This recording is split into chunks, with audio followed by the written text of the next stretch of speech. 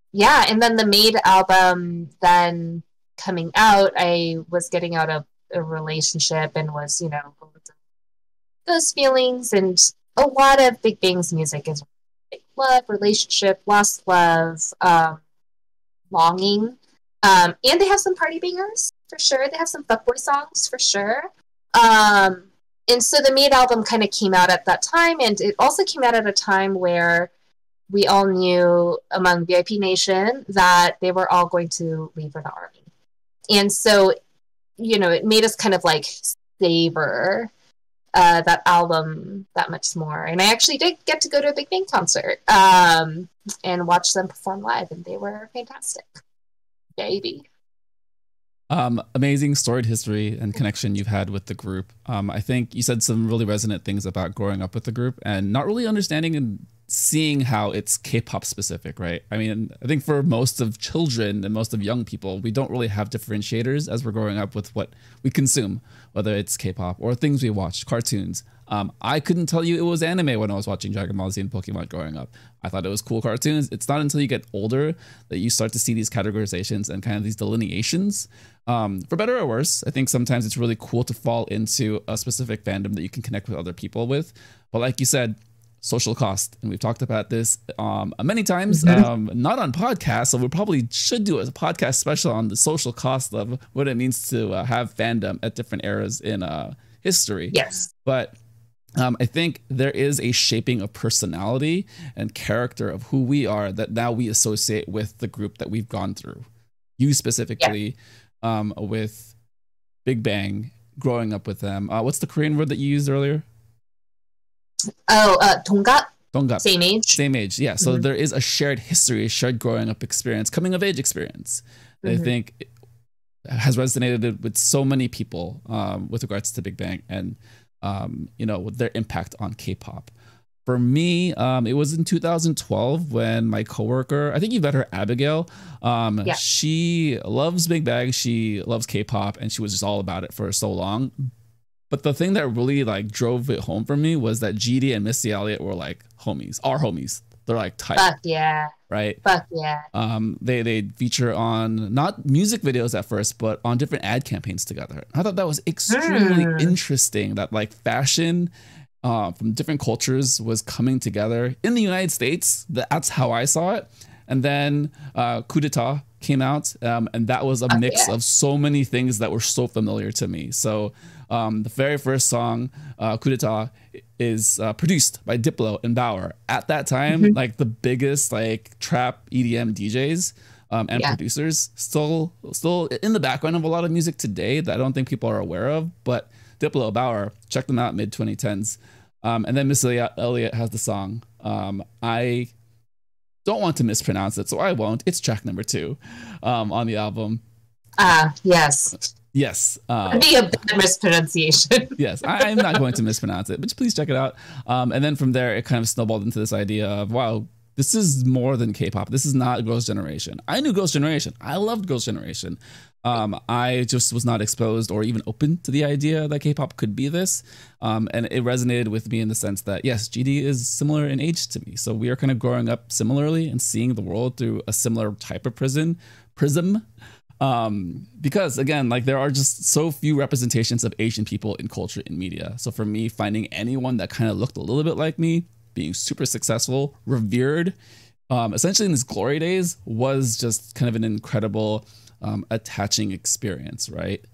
And then, ups and downs of just being a fan in and out of different genres of music and interests. I think it's fair that I have not been a K-pop fan diehard for the past 15 years. I think I'm up and down with it.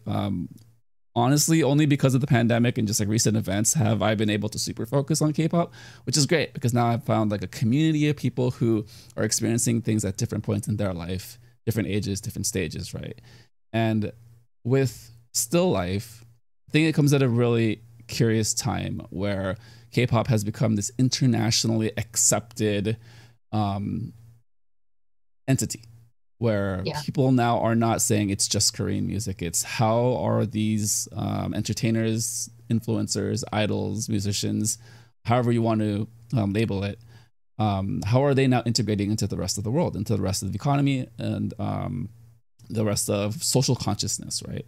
And for Big Bang to come in, where a lot of K-pop fans who are now just getting into K-pop over the past 2 or 3 years may not have even been born yet when GD debuted or started training, right? And it's, I think there is a social responsibility for certain outlets, for certain people who talk about K-pop on the internet, to pay reverence and to, you know, celebrate them. I want to shout out the main show, Soju Talk. Doug, Warren, and Anita this week talked about the song Still Life, and they paid so much reverence, so much celebration to them, that I hope that people will go and listen to them, that maybe if you're unfamiliar with Big Bang, that you will give them a chance, because I think there is something to be said about holding on to elements of your history, of where music and art come from and how it's evolved and changed, which mirrors and parallels their journey and their story specifically here in Still Life. So Moon, Michelle, what are your first impressions? What are your thoughts on Still Life, Big Bang's triumphant return? God. I mean, let's just address the elephant in the room first. Seungri is no longer a part of the group. In fact, he's no longer a part of the industry. I, for one, I think read all about the thing, and then it just kind of like, my brain wiped it. I just know allegations of sex trafficking and rape, and, you know, and then there are some accounts where he didn't do the rape himself, and so that makes him not as bad. Sex trafficking is pretty bad. And Korean culture is incredibly misogynistic. And I forget which index, but there is an index that like measures misogyny. And Korea, if you were to list all the countries in the world, like comes in pretty bad on that index in terms of misogyny. Like top 5, you know. So let's with that background in mind, you know, like seriously, fuck Seungri for doing that. And I might come under heat for it from some like diehard like, you know, VIPs, and I get it. It's very emotional, but like, what's up? Seungri wasn't even supposed to be a part of the group. He like begged the CEO, and then they made it. You know, all that to say,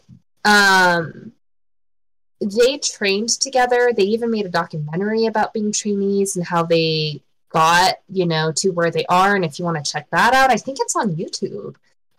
It's incredibly emotional. It's incredibly intense. And I think it really shows like, I mean, they came up at a time when, sorry, I'm delving back into history. I'll get back to Still Life in a second. I'm just trying to like give a little bit of context about why I feel the way I do. There were tears, but like they came up at a time when there weren't a lot of legal protections for like trainees.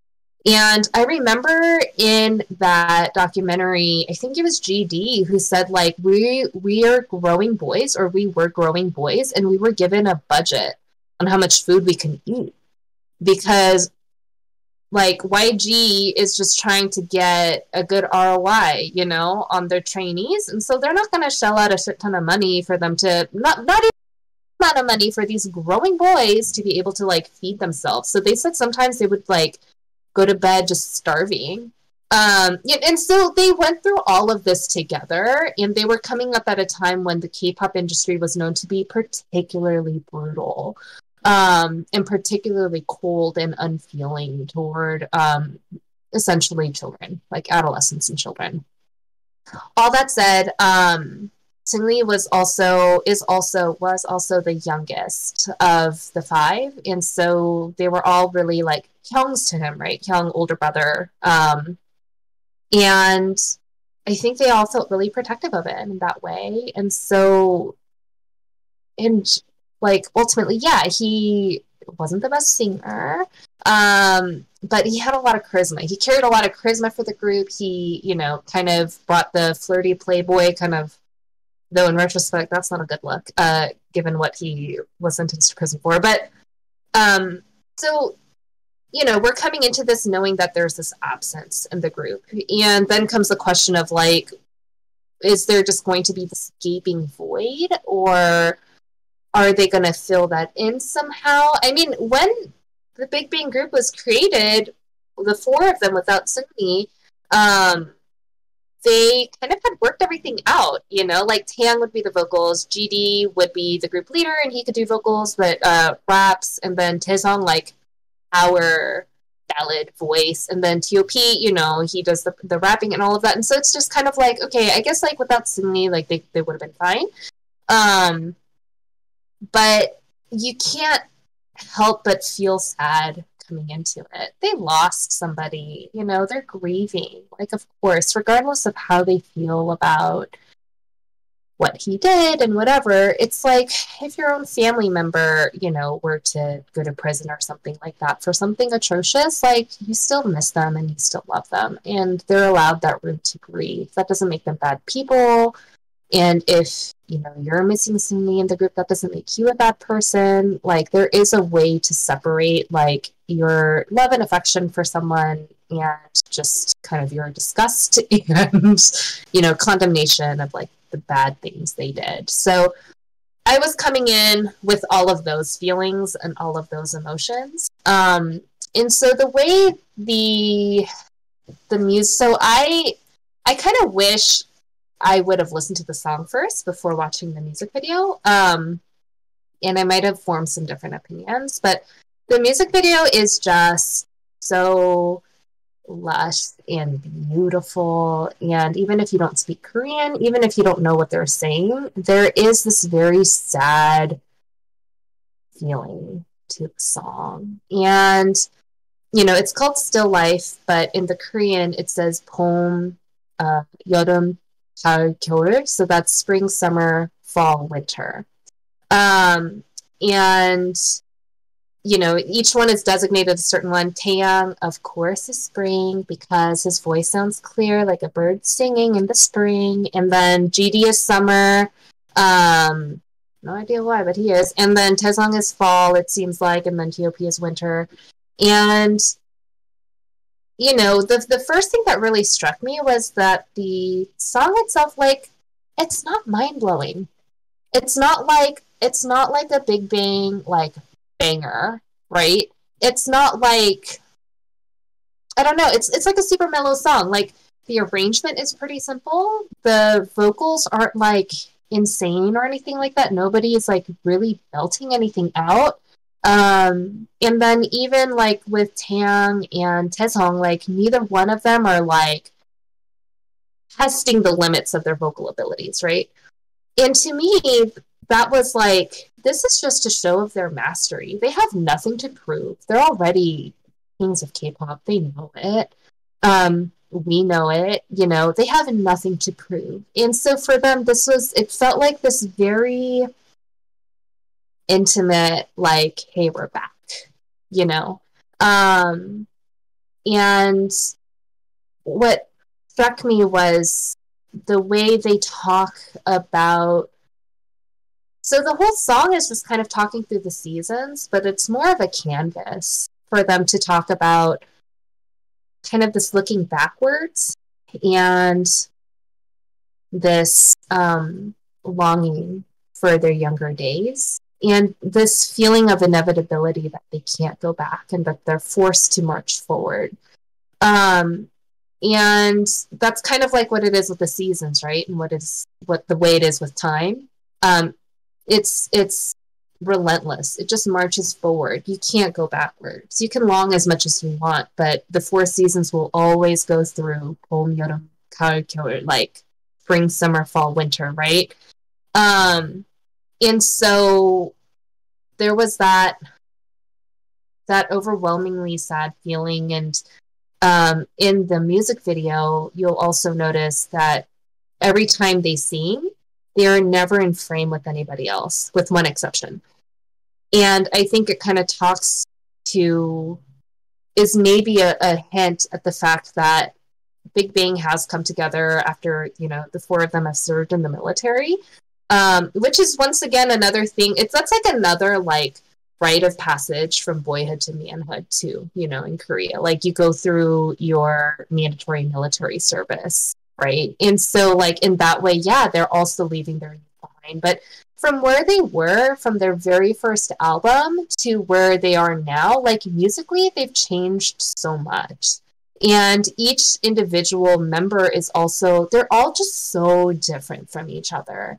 And like T.O.P. did not renew his contract with YG, whereas the three of them did. But he said, like, I'll still be here with the group, you know, but he just has different interests now. And he's just, you know, saying, like, I don't really want to keep living the life of an idol. And I get it. You're like a fucking 35, 36-year-old. Like, of course you don't want to do that. Right? Like, of course you don't want to keep singing about heartbreak and longing and, oh my God, are you cheating on me? I totally get it. Or you could be like Taeyang and just, you know, pretend like your old songs don't exist. Only look at me. Hello, I like that song a lot. I'm sorry. Go on. And so, you know, so that was my first impression of the song, and you'll, you know, and I think that they not probably 100% have talked about what does our group mean now that Seungri's not here. And you really feel that in the music video. Like you see all of these like signifiers of that there are only 4 of them, right? There's one part where Taesung is like getting his picture taken with his hair over his eyes, which is pre-military Taesung. And like, you know, it says 12, 3, 6, and 9. There are only like 4 numbers, right? And the 4 empty chairs, and then the 4 flowers, and then there were just so many saying there are only 4 of us now. But at the very end of the music video, they have the 5 lines that they had for Made, indicating that they still think of themselves as Seungri being a part of the group, you know? And so, I mean, you lose 20% of the group, then, oops, my camera popped up. You lose 20% of the group, and it makes you wonder, like, are we even Big Bang anymore? Yeah. You know? Yeah. Yeah, no, you went in deep with everything. Let's kind of unpack some of that. So I know you didn't mention kind of the way that it made you feel and kind of the history that the song all has, right? For me, I think the number 4 definitely has a lot to do with the symbolism and just the way it's framed. I think 4 is just, again, with the seasons, the more things change, the more they stay the same.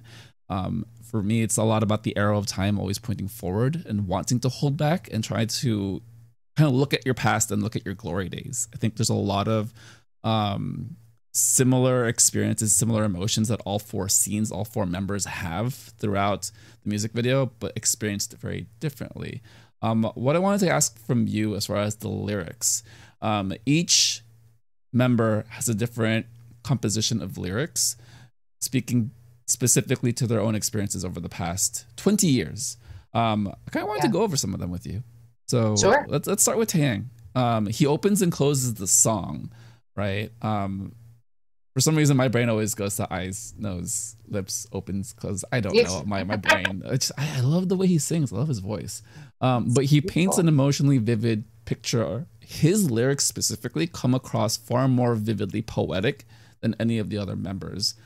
Being a native Korean speaker, hearing it in Korean, and then, you know, translating it in your brain however it happens. Did those...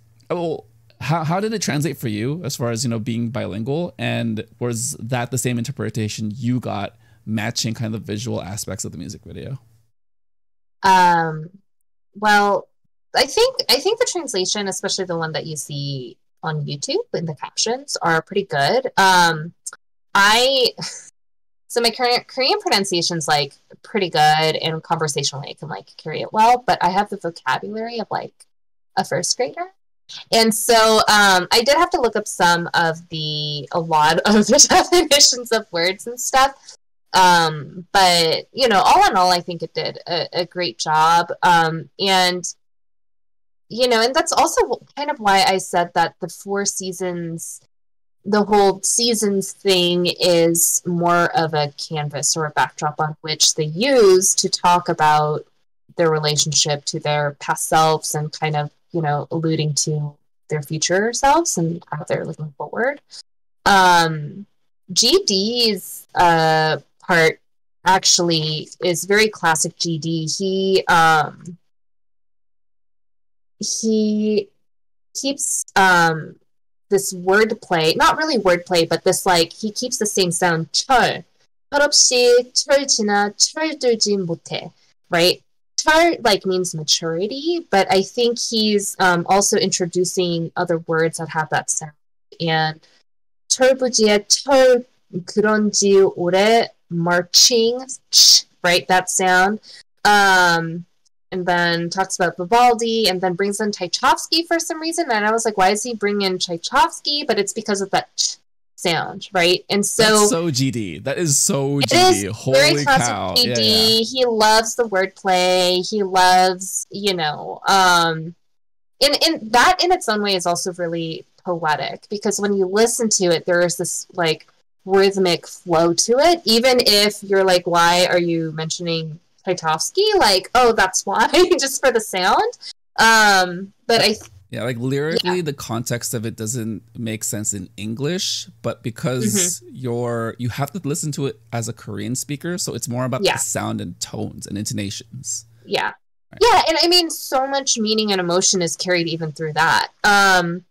And yeah, so the one unifying theme through all of it is this like the part where Taesong says like 정 들었던 내 젊은 날 이제는 안녕. So like the literal translation of that is like my younger self that I've gotten so fond of, like now we have to say goodbye.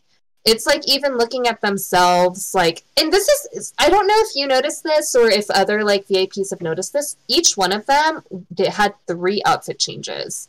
Except TOP, because he's whatever, he is what he is. And so but if you count him taking the mask off as an outfit change and him having that weird shark mask on as the 3rd outfit change, they all go through 3 outfit changes.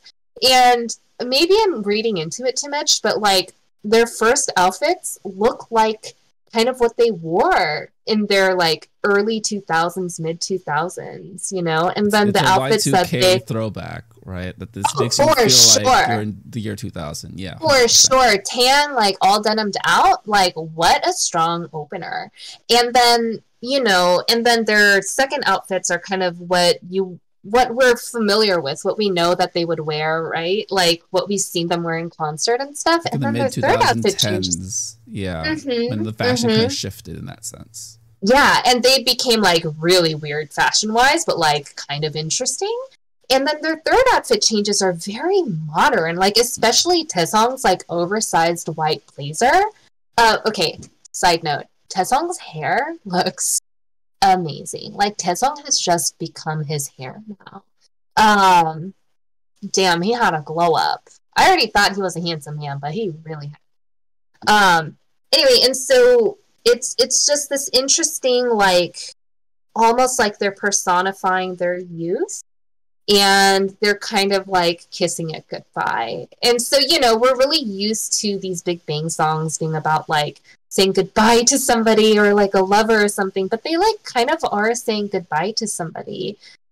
Seungri, number 1, and then also their younger selves, and like they like Taeyang has that Bible verse up from Psalms, almost like he's talking about death, and then yeah, I have it here if you'd like it. And Taeyang is also incredibly religious, so checks out. Like, I wouldn't be surprised if after this he's like, I am gonna go into ministry.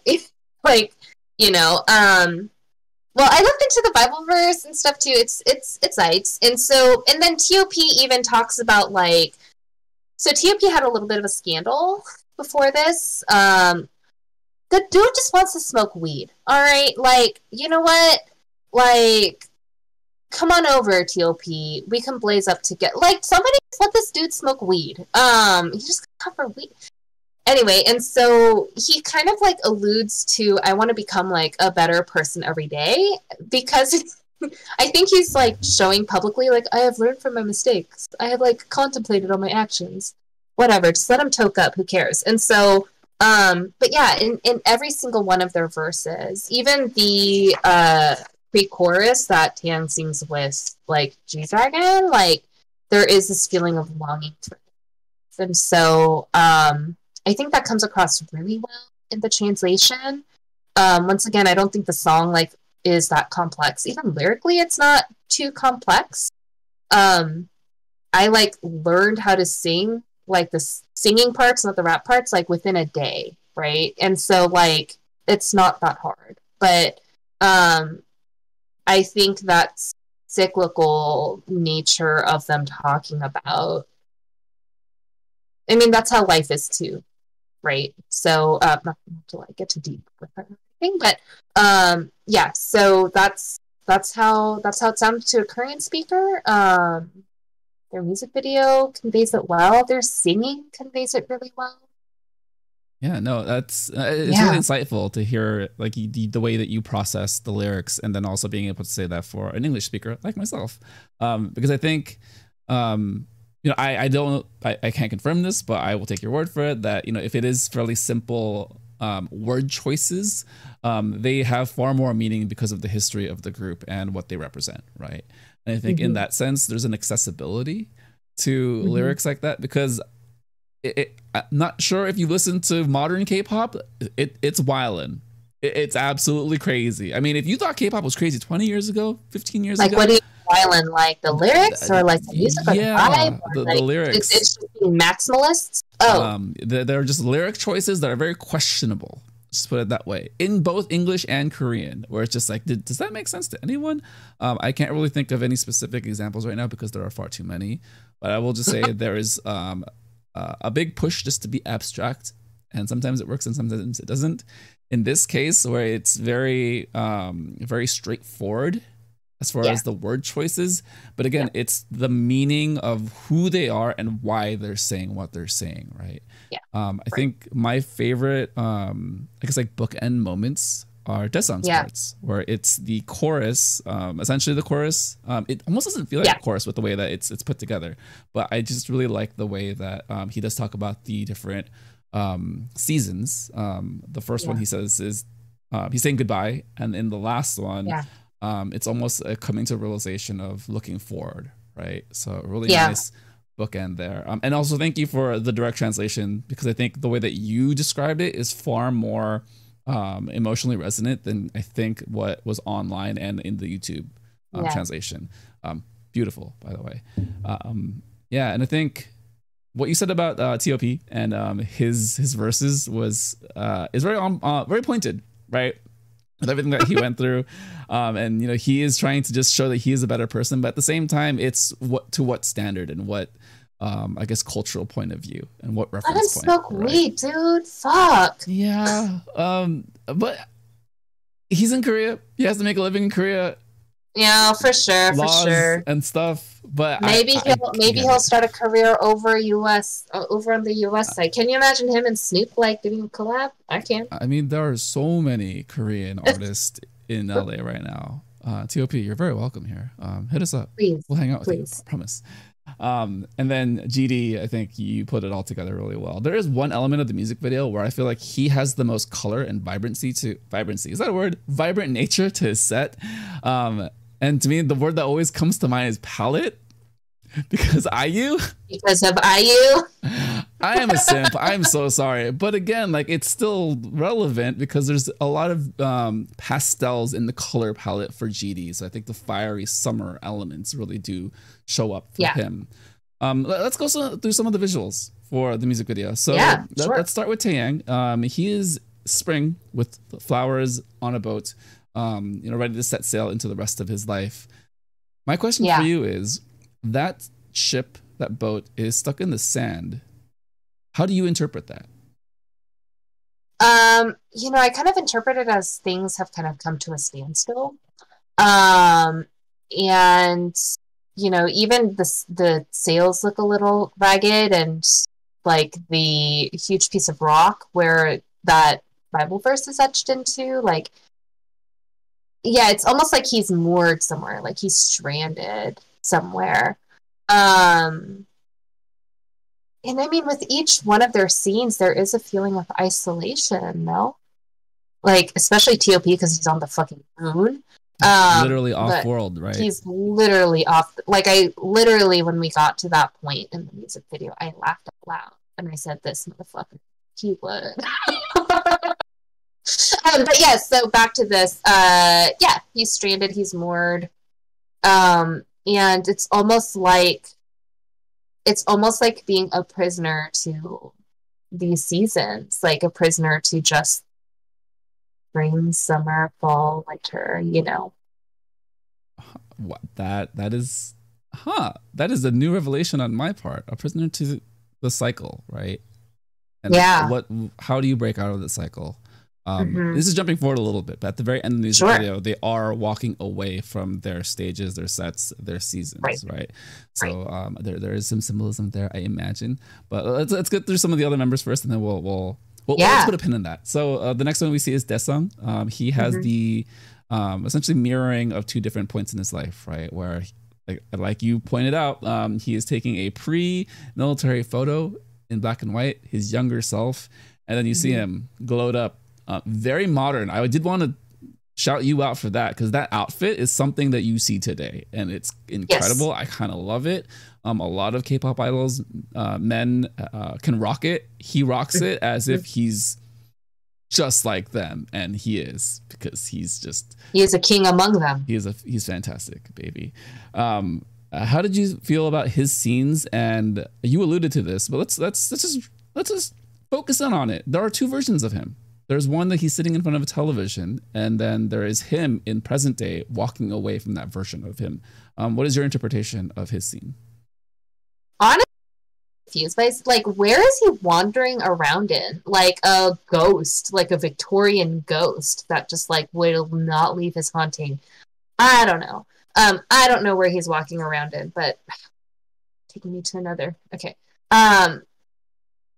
So it's just like he's walking around like he's haunting an old place of himself. Like, you know, once again, kind of comes back to places that they occupied, places that maybe they were familiar with. And there's this feeling of like maybe he's trapped in this house. You know, like if you ever watch like horror movies and shit, and like they can't get out of the house, and they like go to all these empty rooms and see all of these different like things that are decorating it. But there is a part where, and maybe this is jumping ahead a little too far in the music video, but after Taesung glows up to his white blazer with the very broad shoulders, and this is the part of the song where he says, where did it go? 언젠가 다시 올 그날 그때를 위하여. So, thinking about that day that will return when for you. So he's like dedicating this thought to a person, and this is the first time in the song they're referring to a you. They're using that pronoun you. And in that scene in the music video, you see behind Taesung there's somebody sitting in a chair behind him, and for me that's signifying Seungmi. He's faceless. Yeah. And you know, I think Seungmi is in prison right now. He got his sentence reduced last I read, but he's serving time. And so I'm sure for them it also feels like I have a loved one that's incarcerated too, and you know, it's just like I'm sure there's this feeling of life not really moving on until, you know, your loved one is back with you. But anyway, so that was I caught that on like my 10th watch or something. I was like, wait, who the fuck is that? That's incredible. I did not even think about that at all. My brain went to like parallelism of who he was versus who he is today. That is amazing. I think it's all there, though. I think it's all there. Two things can be equally true, right? Yeah. Yeah, and I think Seungmi, in a way, also signifies for them, like, the way things used to be. Because they released that Flower Road single, like after a couple of them left the military or something like that. And it's like not remarkable. It's just like sounds like another generic ass like K-pop song. And so I think like him suddenly having gone through what he did, and then of course them going through what they did because of that, like in serving military time and everything, like suddenly in a weird way is like this very tangible marker of Big Bang as a group. Hold that, because Holden. I do have something for that at the very end. Okay. But yes, go on to our next member, our favorite. Let's do GD. Let's do GD in summer, kind of on the streets, looking at posters of himself, but it's an empty street. How do you feel like that represents not just his journey as a person, but how seemingly, I think on the outside, his star did shine the brightest out of all the members, to me. Oh, absolutely. But now he's coming back to this reality where he no longer is the center of the universe in a lot of ways. There are a number of other K-pop idols groups that are far more popular, with the current generation, with the younger generation coming up. So I think for me, that is kind of symbolic of him walking through this empty world where he used to be this glorious figure. But how do you feel like the way that he moved throughout the sets was indicative of those experiences? There's a lot of twirling. There's a lot of hair ruffling and hair flipping, which honestly I think is very classic GD. And just like you were saying, like one of the set pieces he sits on is, it says Kwon, like director, right? Like a director's chair, and just he used to be in control of that. And I think it just comes to show, like, once again, they have nothing to prove. They've already like left their mark on K-pop. They've already not even K-pop. They've already like left their mark on the world. They've already made history. They've already, and so I don't even see it as a way of him looking at his glory days and like longing after it. I think it's like a thing of like that chapter has closed. Like I was this big K-pop idol, and I was, he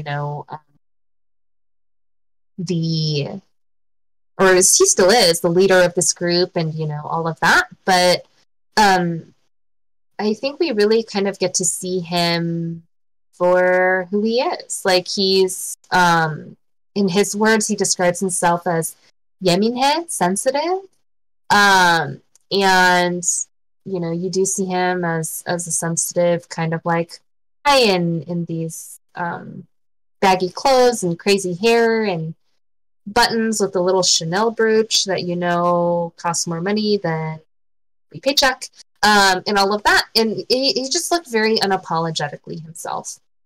And I wonder if he feels a sense of freedom, like moving forward, because even though a lot of what he moved through in the music video was empty, there was this one part that I caught yesterday that was really it like made me go, but it's just for like a second, where he like turns around, and as he does that, he's facing like a dark backdrop, and you just see all of these little lights come on, like the little glow sticks or whatever with the crowns on them that they had at their that they have at their concerts, like that. And so I was like, oh my god, that's probably how it looked up from stage. I have one of them. No, I should have brought it down for yeah. And so I think that was very obvious that he was looking back at his career and just like all of the fucking crazy ass shows they did and just how that felt. But then it's like you're saying, juxtaposed to being there alone all by himself. Yeah. I do like your point though about him being free, right? It's a very freeing moment to look back at your past, what you've accomplished, what you've done, the ups, the downs. And it's very easy for anyone to live in regret and kind of clinging on to who they used to be. I think for Right. all of the members, and GD here specifically, he is content. He is good with it. Of all the members, he is the one to express himself this way, where it looks like he's wandering, but no, he's just letting himself be free. And I feel like he's that person to not only physically express that, but also very artistically.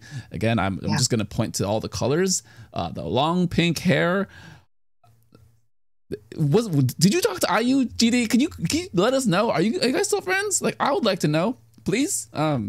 J Park and IU are still friends. You guys want to do collab together? All right, cool.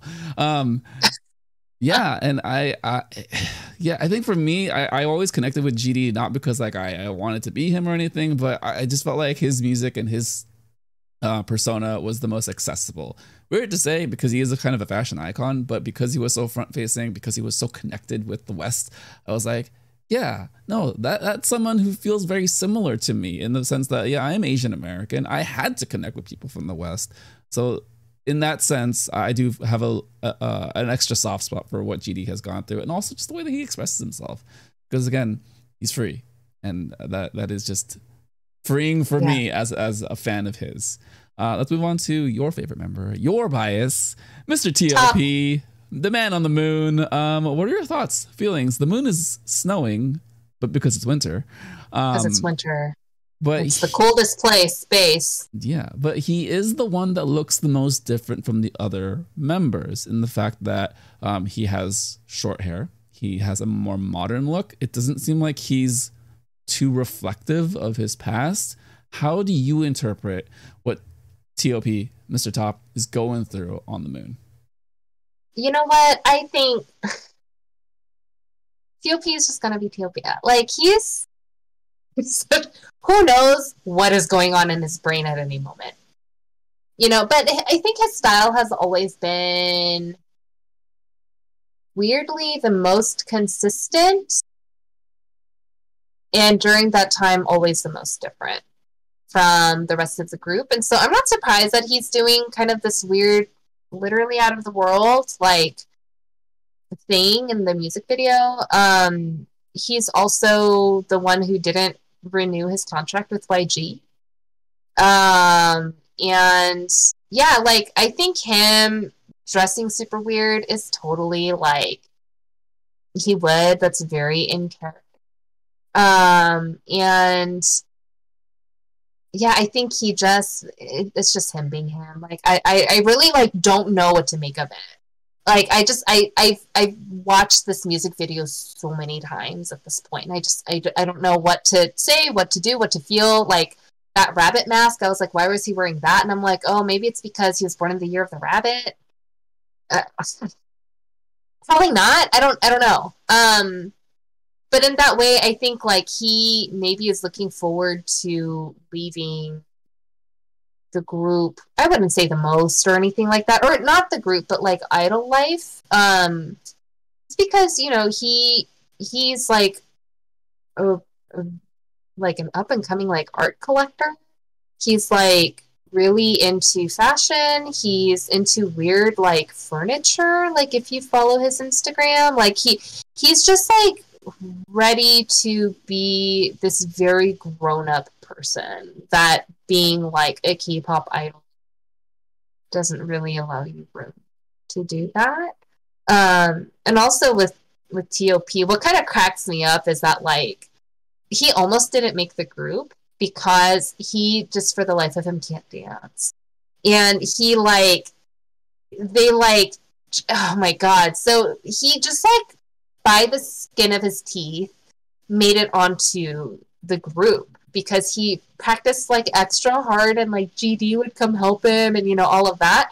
And you realize that like in their music videos, or especially like their music videos and also their performances, after they get big, you see TOP just like not really trying with the dancing anymore because he doesn't have to. But like I think that's so indicative of him. Like he's just ready to leave that shit behind, you know. Like he doesn't want to do the dancing or anything like that. Like he's do the dancing. God, we are 90 years old. And you know, even the rapping, like his most recent one, Doom Dada, is like so different stylistically from the rest of like Big Bang's vibe. But I think that's the way he wants to go. He's like got a lot of weird shit in here and he needs to let it out, you know? And it sounds like Doom Dada and that weird ass music video, which is connected to Dadaism apparently, you know, and all of that. So that's what I make of it, is that I can't really make anything of it. Yeah, no, it is. There is a parallel to the fact that he didn't re-up with YG. He is off-world. He is the most different, I suppose, to the rest of the other members in the music video. But also, it does. Me personally, I did still feel a relationship, a kinship connection, even if all the scenes are separate, to the other members, right? That if they did want to do an album, if they just said, "Hey, we need you, YG, pay up," then he'd be like, "Yeah, I'll be there." He'd be there because again, they're brothers. Yeah. So I think it's two things, right? It's like we said earlier, two things can be equally true. One, he could be wanting to be done with idol life because he has so many other interests outside of Korea, outside of just being an idol. But if there was the right time, the right moment for Big Bang to come back, I'm sure he would be there without question.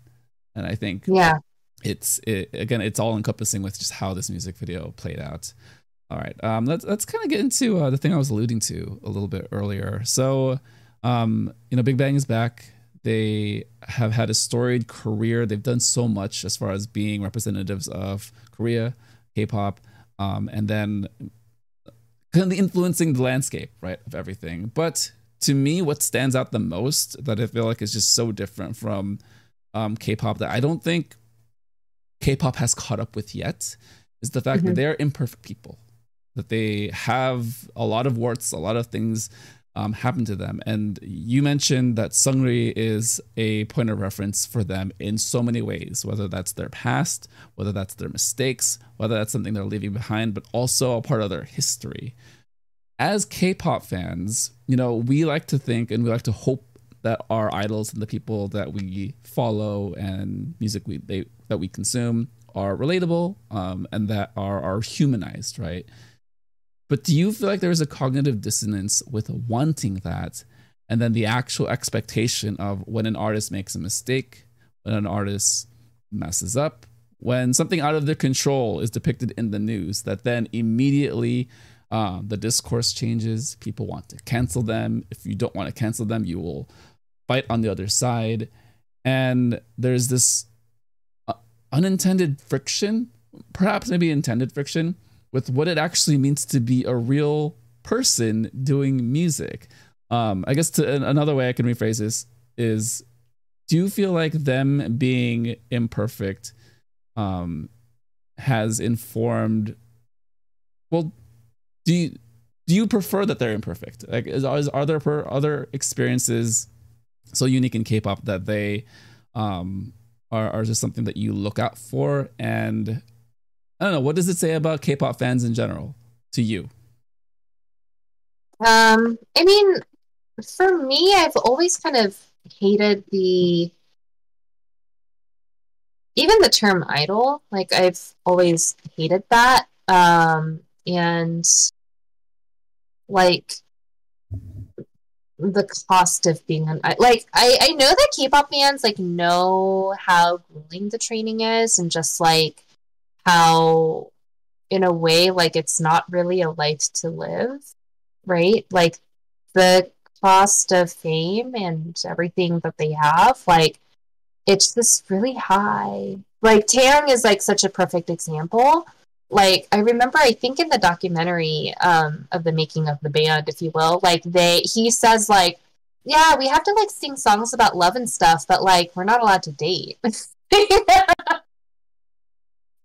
Like I'm pretty sure that his wife was well, I don't know. I was never caught up on the gossip, so it couldn't easily be very. I should have looked it up, but I think like his wife is like his first girlfriend or something like that. Like, GD's had a string of girlfriends and stuff, but, so just like, I think that made it so much harder to relate to them. And the thing is that each of the members have all had their own, Scandals. Every single one of them has had a scandal. Except Taeyang, because because he's a good Christian boy. I think, as far as I know. Like, GD scandal, there might have been more than I can remember, but I think that one was also associated with weed. Just like, come on over, let's blaze together, it'll be chill. Taesong got in recently killed somebody in a car accident. And, you know, he never faced any, you know, prosecution for that or anything, but like, mentally, like, what does that do to you? You know, he was like not in a good place, and like TOP with his multiple weed charges, and then, you know, obviously some knee, and so, you know, in a way that does make them more relatable, but in another way, it just, I really pity them, because being an idol is like being in a glass cage. Like, everybody's watching you, and like that expectation of perfection, I think that that's a projection that people put onto them, because they're like these idealized, highly stylized, like, embodiments of beauty or masculinity, or even more abstract ideas of like love and sexiness, you know, like these really high, lofty abstractions. And like the K-pop like industry, the way that they make money is to give a face to it, give a sound to it, give a taste to it. You know what I mean? And so when that like dream or that fantasy is shattered, like, fans get so upset, I think because it makes them realize that their fantasy or their dream is exactly that, rather than seeing them as people. I mean, we've all fucked up so badly in our lives to certain orders of magnitude, right? Like, and so why is it that we can't, like, be understanding that TOP just wants to get high? Like, why can't we be understanding that Taesung, like, if you were to believe what he said, like, he really didn't see that motorcyclist that had already his bike, you know? Like, Seungri, there is no forgiveness. You did a bad thing and you're bad, man. But, you know, like, but still, like, there is the whole idea behind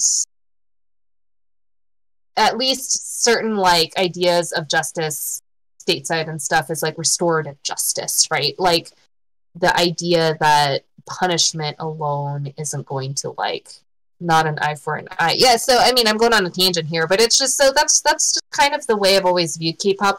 Honestly, that's why, like, with K-pop, I never really, like, participated that much in it, because I didn't want to be a participant into this, like, idolizing of people, like, thinking that, you know, like, okay, even just seeing Big Bang, like, in concert, I was starstruck. Absolutely. And I got one of, like, the floor tickets, so, like, I was just, like, 15, 20 feet away from the stage, you know?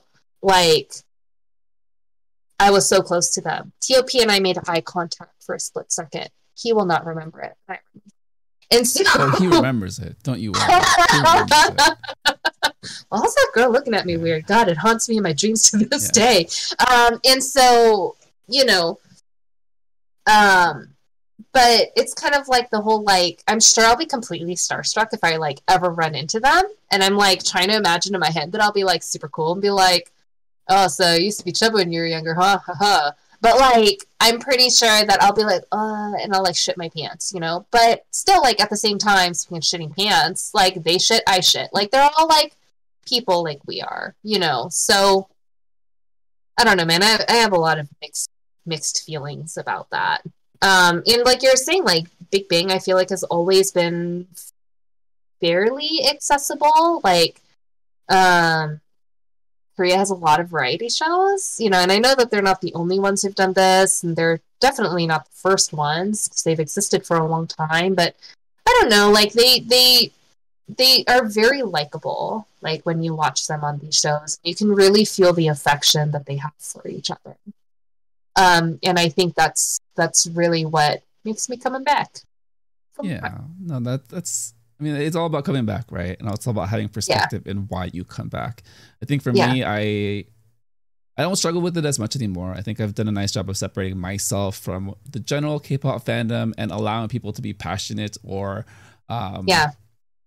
let's just stick with passionate about the things that they like, because they express them in their own ways. People have different ways about how they want to live their life, which is totally fine. I think what I kind of saw in K-pop fandom, whether that was the extremist on Twitter, Stan Twitter, or even the generalist in certain spaces, or even Soju Talk, I think we have a very specific type of way we talk about K-pop, none of which are inherently bad. I don't think, me personally, but I do think that there is a personal responsibility to say, for me at least, this is how I want to engage in K-pop.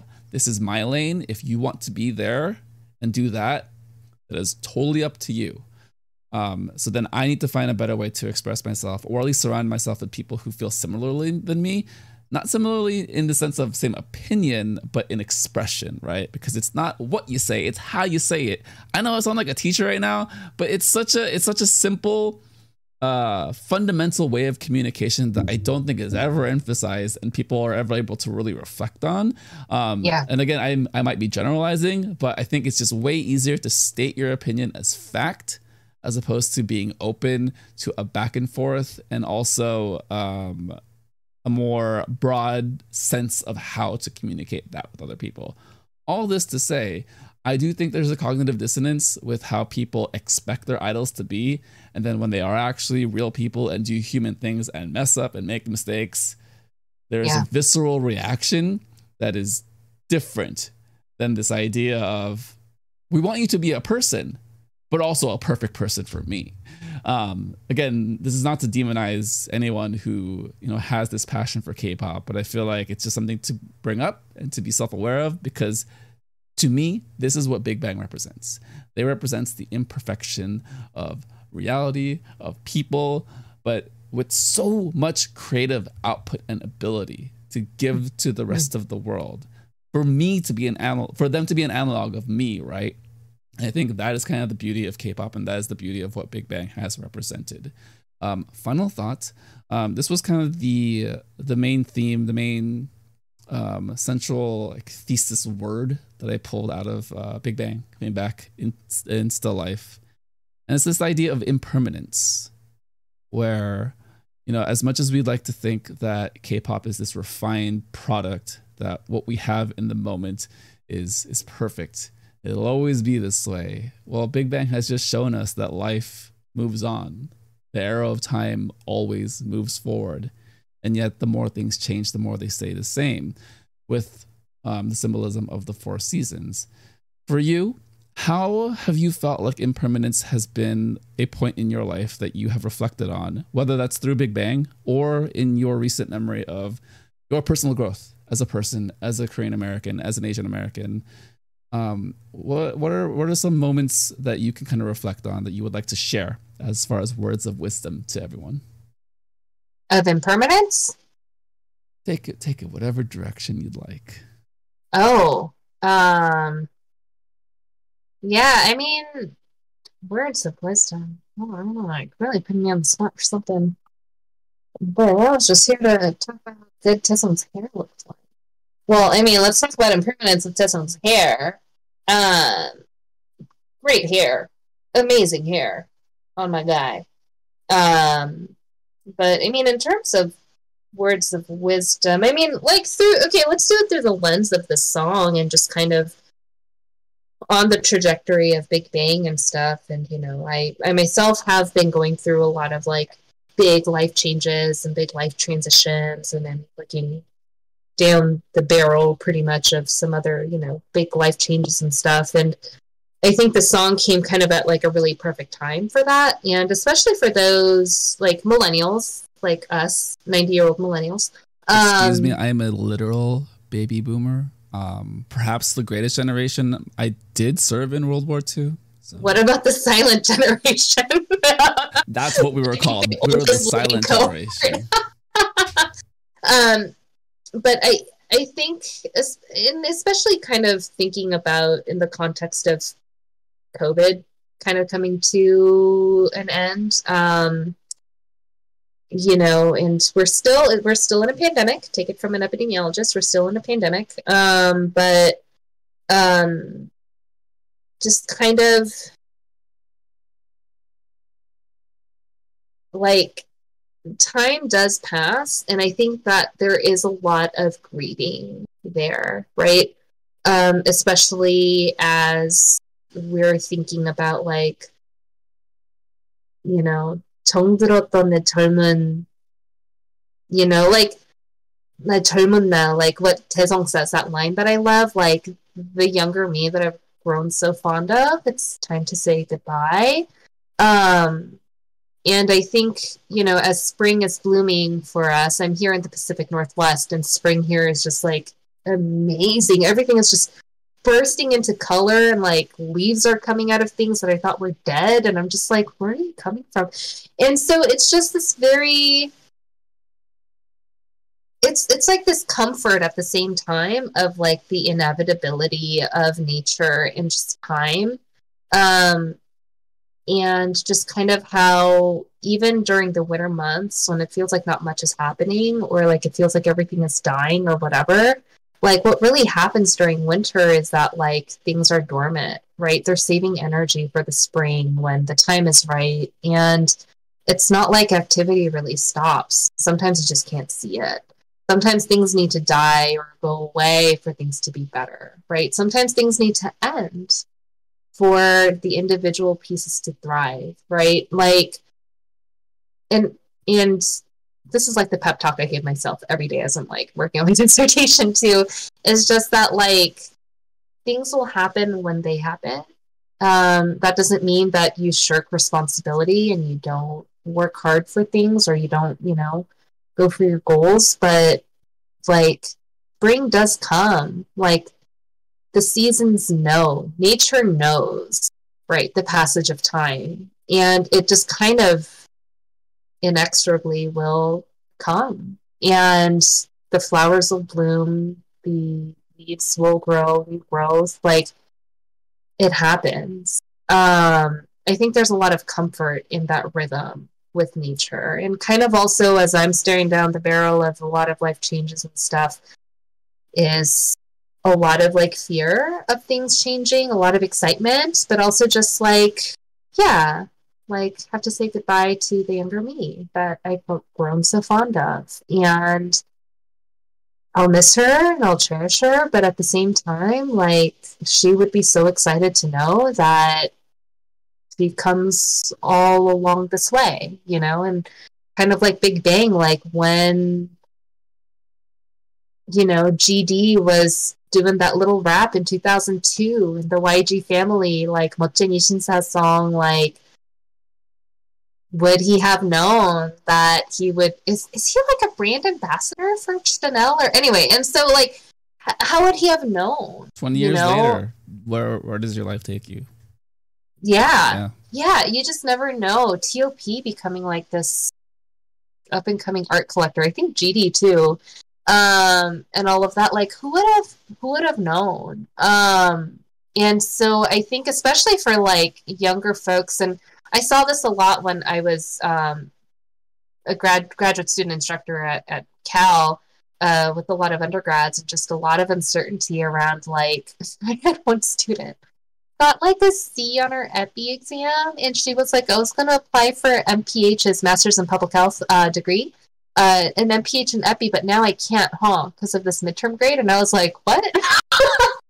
But, in that moment, it just feels so big. In that moment, it feels like such a huge fuck up. And like you were, like the way you imagined your future, like this one blemish, like ruined it all, But it's like, time will pass, and inevitably like even that C on your like first midterm will turn into something else, or maybe it won't, maybe like it serves no purpose, but like even then, like time will pass, the seasons will change, and we'll come back to spring where Tam will once again sing so beautifully and melodically to start off the year.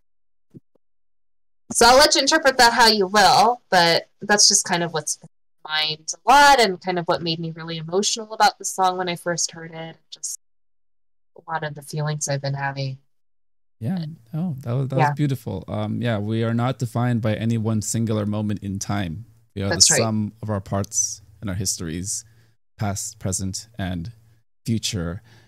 And Michelle, Moonju Choi, it was a pleasure to experience this past, present, and future of our K-pop and life experiences with Big Bang. Kind of amazing. We went into a number of directions.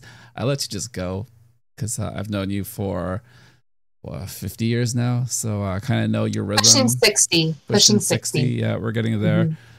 60. So that makes us closer to 120 if math is correct. I don't have the PhD. I don't know these things, so you're gonna have to help me. I'll run those calculations and get back to you. Yeah, you're good with numbers, with data analytics, etc., etc. Okay. But yes, this was amazing. Yeah, you killed it, and I honestly am very appreciative and grateful for having you in my life, and going down all of the different directions and roads that led us here to Big Bang. So yeah, thank you so much. Yeah, thanks for having me on. Thanks for the chat. Of course. Had a great time. Yeah. Soon to be PhD person in epidemiology, literary genius, anime weeb her entire life. Michelle Moonju Choi, again, amazing human being. All right, let's sign out, everyone. Thank you for listening to the Soju Sessions on the Soju Talk Nation podcast feed. Subscribe on YouTube, follow on Spotify, Apple Podcasts, or wherever you listen to podcasts, and continue the conversation on the Soju Talk K-pop podcast Discord. For Moonju, or Michelle, I'm Crispy, and this has been the Soju Sessions.